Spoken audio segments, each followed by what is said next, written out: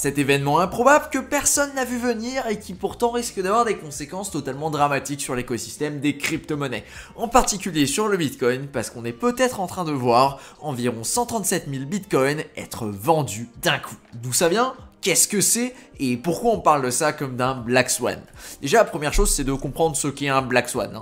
Un Black Swan, c'est plutôt un terme qui est utilisé dans la finance, qui va venir désigner un événement qui est très rare et pour lequel on ne peut pas en fait calculer la probabilité qu'il arrive parce qu'il est imprévisible par définition. Et en plus de ça, cet événement-là va avoir un impact mais énorme sur le marché, que ce soit dans le positif comme dans le négatif. Ici, on est plutôt dans un cas de figure qui est dans le négatif. De quoi va-t-on parler aujourd'hui? Évidemment, on va parler des fonds retrouvés de Mt. Gox qui pourraient être redistribués aux holders de 2013 et 2014. 1, 2, 3. Pour la vidéo d'aujourd'hui, on va se baser sur un thread de Miles Dutcher et je vais complémenter avec quelques ressources que j'ai trouvées à droite à gauche pour aller un petit peu plus loin. Évidemment, je te mets le lien du thread en description, comme d'habitude, et des autres ressources que je vais utiliser. Première chose à comprendre, c'est qu'est-ce que c'est Mt. Gox? Parce que dit comme ça, oui, bon, d'accord, qu'est-ce que c'est? Eh bien, c'est un exchange. Un exchange qui, à l'heure actuelle, n'existe plus, et tu vas comprendre très vite pourquoi il n'existe plus. Mais dans un premier temps, Mt. Gox, c'était pas directement un exchange.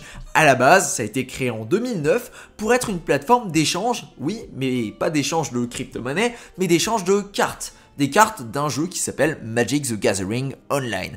D'où le nom MT pour Magic the et GO pour Gathering Online. Bref, c'est les initiales tout simplement qui sont réutilisées et le X va être utilisé pour Exchange. C'est seulement un peu plus tard, du coup vers 2010, que c'est reconverti en plateforme d'échange de crypto-monnaies et ce sera un petit peu plus tard que ça va vraiment commencer à faire énormément de volume et que ce sera la plateforme la plus utilisée à l'époque. Déjà, il faut se replacer dans le contexte parce qu'à l'époque, c'était pas du tout la même chose. À l'époque, on avait des bitcoins qui étaient à des sommes qui étaient plutôt faibles. Il suffit de regarder cet exemple-là, là où en 2011-2010, eh bien, on avait un bitcoin qui est tradé à environ 1 $. Autant te dire que c'était facile d'acquérir du bitcoin à cette époque-là. Et c'était l'exchange qui a fait un volume mais monstrueux parce qu'ils arrivaient à atteindre jusqu'à 20 000 transactions par jour. En gros, c'était l'exchange leader, un petit peu le Binance de l'époque. Alors malheureusement, tout ça n'était pas toujours très rose. Notamment parce qu'en juin 2011, eh bien, il y a eu 25 000 bitcoins qui ont été volés. À l'époque, ça représentait 400 000 $. Je te laisse calculer ce que ça représentait aujourd'hui. C'est à peu près 525 millions. On n'était pas du tout dans la même cour, on n'était absolument pas dans le même ordre de grandeur. Et c'est justement ça ce qui va nous porter préjudice un petit peu plus tard. Donc on n'a pas trop eu beaucoup d'informations là-dessus. A priori, ils ont réussi à voler quelques bitcoins. Et malheureusement, ça a fait énormément baisser le cours du bitcoin. Parce que à l'époque, il n'y avait pas énormément d'autres solutions, etc. C'était vraiment le truc principal que les gens utilisaient pour acheter du bitcoin. À ça, il y a quand même eu quelques événements plus ou moins douteux qui sont survenus. Mais bon, c'était un exchange, il fonctionnait jusque-là, il n'y avait pas plus de gros soucis que ça. Donc tant qu'il y avait de l'argent qui rentrait, de l'argent qui sortait, etc., eux ils étaient contents, les utilisateurs étaient contents, tout se passait très bien. Alors tout avait l'air d'être plutôt sympathique, vu de l'extérieur. De l'intérieur, j'en ai absolument aucune idée parce que je n'y étais pas, mais tu vas voir un petit peu plus tard que effectivement ça peut poser problème. Donc qu'est-ce qui s'est passé? 2013, décembre, le Bitcoin est à son sommet, environ 1000 $. Autant te dire une bagatelle par rapport à aujourd'hui. Et nous, on ose dire que 20 000 c'est cheap. Ouais, je sais, c'est complètement délirant quand tu remontes dans les chiffres d'histoire. Bref, début 2014, il y a quand même des utilisateurs qui commencent à se plaindre. Pourquoi? Parce qu'ils ont décidé de retirer leur BTC pour le récupérer sur leur compte bancaire. Et malheureusement, leurs transactions prennent du temps. Et genre beaucoup de temps. Plus de temps que classique. Alors qu'est-ce qu'ils font? Les mecs de Mt. Gox, ils disent « Ouais, bon... on a des petits soucis techniques, voilà, c'est rien de bien méchant, voilà. Ensuite, ils se disent, on a un petit bug, on a un problème. Vous inquiétez pas, on va quand même réussir à le résoudre, il n'y a rien de dramatique. Et après, pendant 2 semaines, en fait, les clients commencent quand même à s'énerver parce que mine de rien, t'as envie de retirer ton argent et qu'il te faut 2 semaines pour retirer ton argent, ce n'est pas normal. Mais ils précisent toujours, Mt. Gox c'est toujours chaud pour dire, vous inquiétez pas, tout va bien se passer, vous allez bientôt pouvoir retirer, on est sur le coup.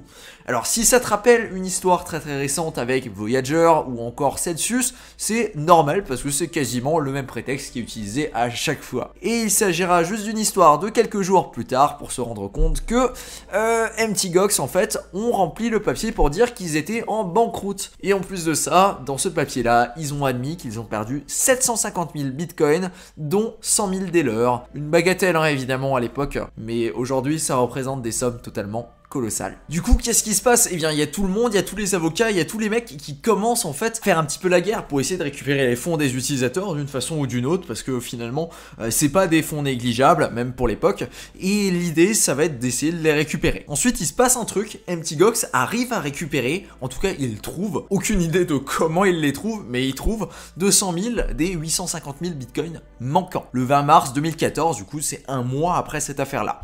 Et en 2015, il y a un mec, ce mec qui s'appelle Nobuyaki Kobayashi, à peu près au niveau de la prononciation. Lui, en fait, il va récupérer le droit en fait de redistribuer les bitcoins aux créditeurs, du coup aux mecs qui ont perdu de l'argent via le hack de Mt. Gox. Donc le mec là, c'est lui qui est chargé de redistribuer. Il y a encore un petit peu de bataille juridique pour savoir qu'est-ce qui se passe, qui c'est qui est responsable, etc. Et surtout comment est-ce qu'on va rembourser les gens. Il se passe pas énormément de choses, on va pas se mentir, ça faisait vraiment longtemps qu'on n'a pas eu grand chose. Et en novembre 2021, du coup novembre de l'année dernière, eh bien la cour de Tokyo a décidé de mettre en place un rehabilitation plan, tout simplement un plan pour remettre l'argent qui a été récupéré, du coup les 200 000 bitcoins qui ont été récupérés, les remettre aux personnes qui avaient de l'argent sur Mt. Gox à l'époque et pouvoir les rembourser d'une certaine façon. Ok, jusque là, why not?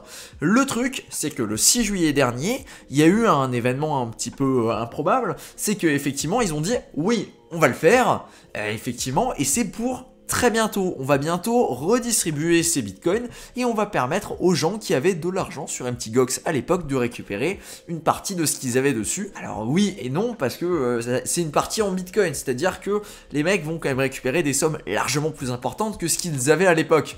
Ils vont peut-être récupérer moins de bitcoin en dénomination, mais ils vont récupérer potentiellement plus de dollars parce que, mine de rien, le bitcoin a quand même pris énormément de valo depuis ce moment-là. Donc, qu'est-ce qui se passe? Au final, le mec qui gère ça, du coup Nobuyaki Kobayashi, le mec là a en sa possession, en tout cas sur la balance sheet, il va y avoir 137 000 BTC, équivalent environ de 2,7 milliards de bitcoin.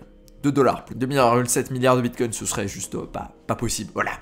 Donc, les créditeurs, les mecs qui se sont fait avoir lors du hack de Mt. Gox, vont pouvoir récupérer leurs fonds sous la forme de soit USD, du coup du dollar, rien de bien spécifique, soit de Bitcoin, soit de BCH. Me demande pas pourquoi le BCH, j'en ai absolument aucune idée. Alors juste il faut comprendre quelque chose, c'est que les mecs là, ils sont en plus-value extrême. C'est-à-dire qu'ils avaient probablement investi quand le Bitcoin était à environ 1000 $, et pour une bonne partie, très probablement, à des sommes inférieures à 1000 $.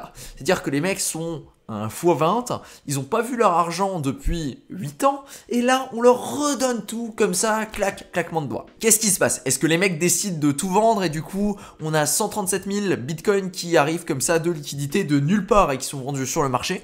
Ce qui peut avoir un impact quand même très important. Le crash précédent qu'on a eu cette année, il a été lié à la vente de 80 000 bitcoins par les fameux 3AC et Alameda Research, du coup qui était derrière Luna.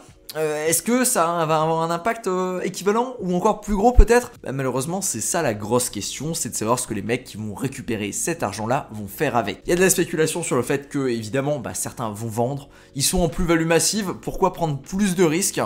Certains vont même avoir de la wealth générationnelle si tu veux, du coup pourquoi prendre plus de risques, pourquoi s'embêter, pourquoi rester positionné, pourquoi ne pas vendre? L'autre événement qui est possible, c'est que les mecs vont se dire, on est en bear market, ça fait quand même 8 ans que j'ai pas vu cet argent là, je comptais absolument pas le revoir, du coup je vais rester positionné dessus et ça fera un petit peu d'argent qui sera investi pour plus tard. Il y a énormément de débats sur les choses qui peuvent jouer. De ce côté-là, on va aller un petit peu plus loin et on se rend compte qu'il y a aussi un autre événement assez important qui est censé arriver fin août 2022, on en a déjà parlé sur la chaîne, c'est le fameux merge d'Ethereum qui reviendrait à transformer Ethereum en une blockchain qui serait en proof of stake à la place de proof of work. C'est un événement qui est prévu depuis un petit moment et ils sont en train de faire les derniers ajustements, les dernières mises à jour et on y arrive quand même mine de rien. Le truc qui est très intéressant avec cet événement là, c'est que lors du merge d'Ethereum, on va plus avoir d'émissions au niveau des Ethereum pendant environ 6 mois et en plus de ça, on va continuer de brûler de l'Ethereum avec les frais des transactions. L'idée l'idée c'est que c'est extrêmement bullish pour Ethereum et qu'on est également dans un cas de figure qui, si effectivement ce Black Swan se produit et que les gens décident de vendre massivement, on est également dans un cas très bearish au niveau du Bitcoin. Qu'est-ce qui peut se passer? On aurait peut-être un flippening. Le flippening, pour les non-initiés, c'est tout simplement le fait que Ethereum puisse passer au-dessus du prix du Bitcoin. Alors pas Ethereum les 1000 $ au-dessus des 20 000, non, ça ferait juste pas sens, mais plutôt en termes de market cap, là où il faudrait que soit que Ethereum fasse un x3 à l'heure actuelle, soit que Bitcoin divise par 3. Et on sera probablement sur un multiple pour Ethereum et une division pour Bitcoin, les deux qui vont se rentrer l'un dans l'autre pour peut-être passer avec un Ethereum qui devient premier de ce côté-là. Peut-être, peut-être pas. C'est des spéculations évidemment à l'heure actuelle. Pour le moment, on n'en sait absolument rien de ce qui va se passer, je ne connais pas le futur et absolument personne ne peut prétendre connaître le futur.